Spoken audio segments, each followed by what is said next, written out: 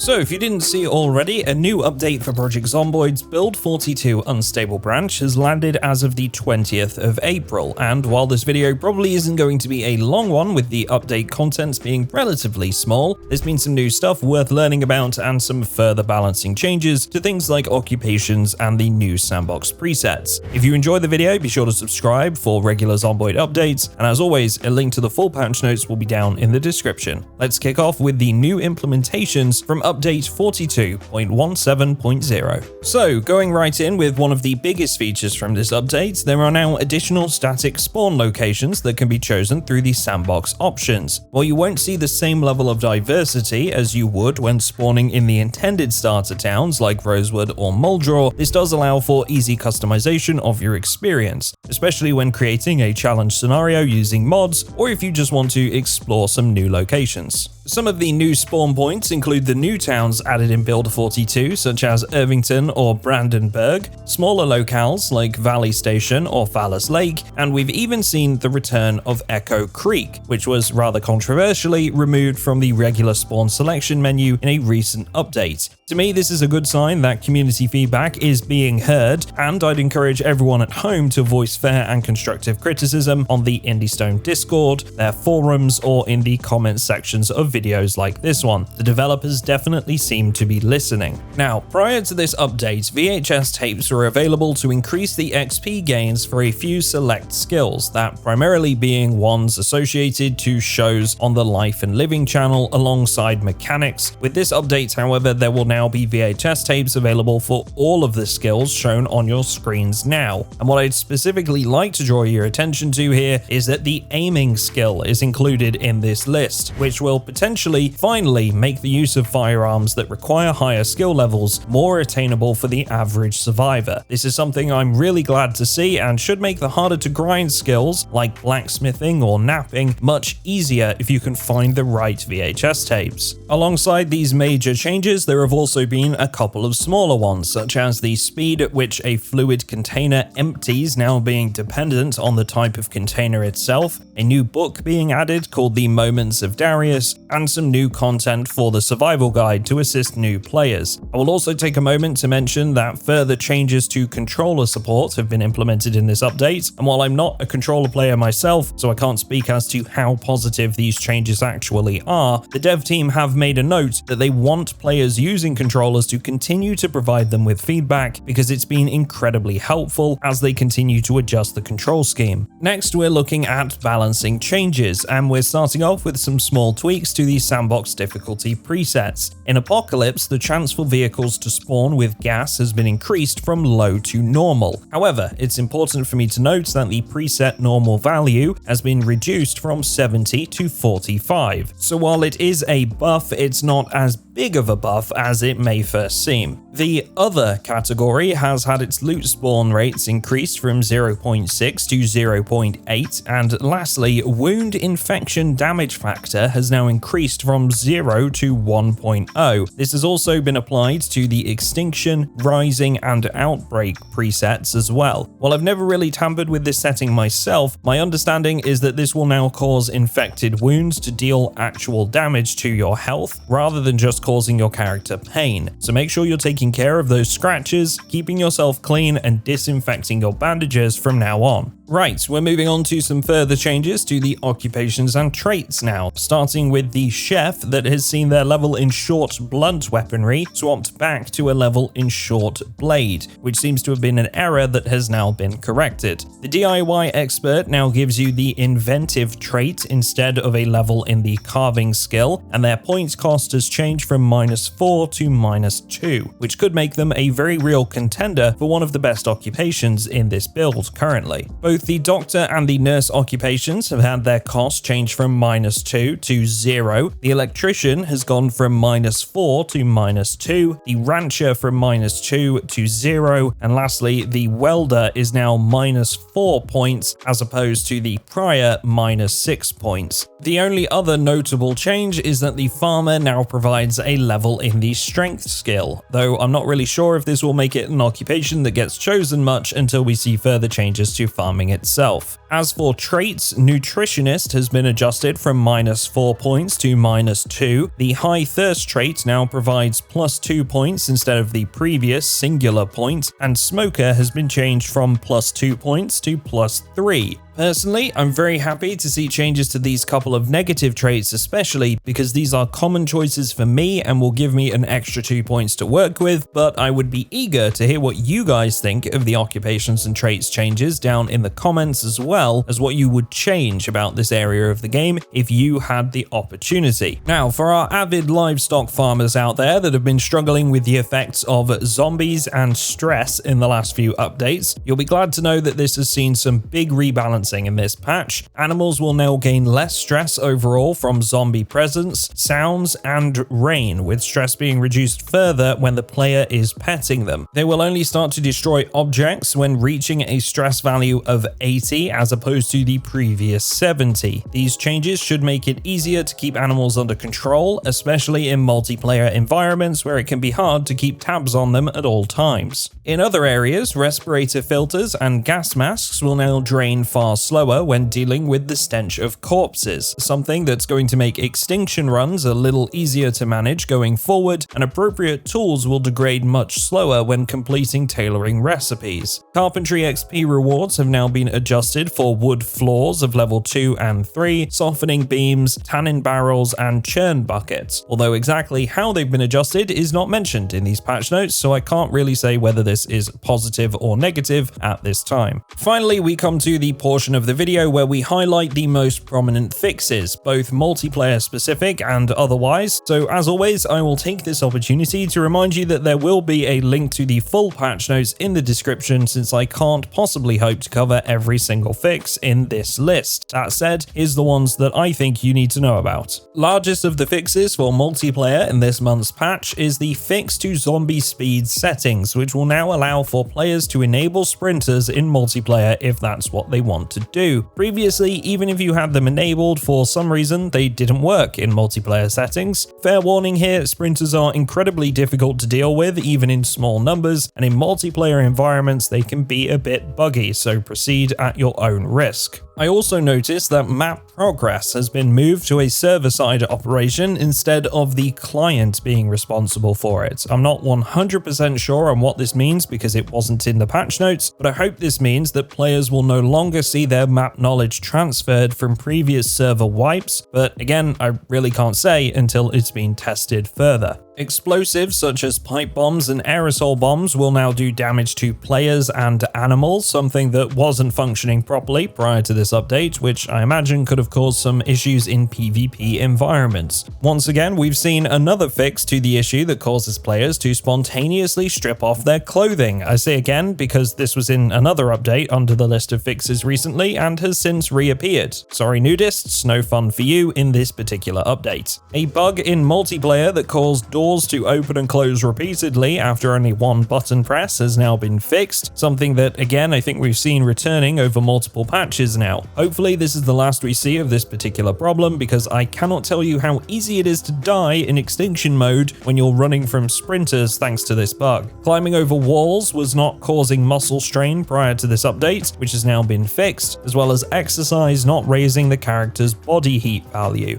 Last of the major multiplayer updates, zombies should no longer teleport when being hit, although I suspect we will still see at least some pathing issues and bugs relating to zombie tracking before multiplayer reaches the stable branch. As for more general stuff that encompasses both single and multiplayer, there have been a handful of fixes relevant to controller players that should stop things like sporadic actions taking place when the controller is at rest, interactions being fixed for some items that previously wouldn't work, and fixes to certain context menu interactions. Certain animations were previously not functioning correctly when the character was seated, which has now been fixed, along with some missing collisions with items of furniture. Characters will now sneeze and cough when they have a cold as intended, which wasn't working in the previous version, and you will no longer be able to sleep on a swing set, which is something that I didn't even realize was possible, but apparently it was before this update. Lastly, there have been a range of fixes to sound effects, including a bug with the M16 sounds when at maximum zoom, and incorrect sounds being played when driving over live zombies that are on the ground.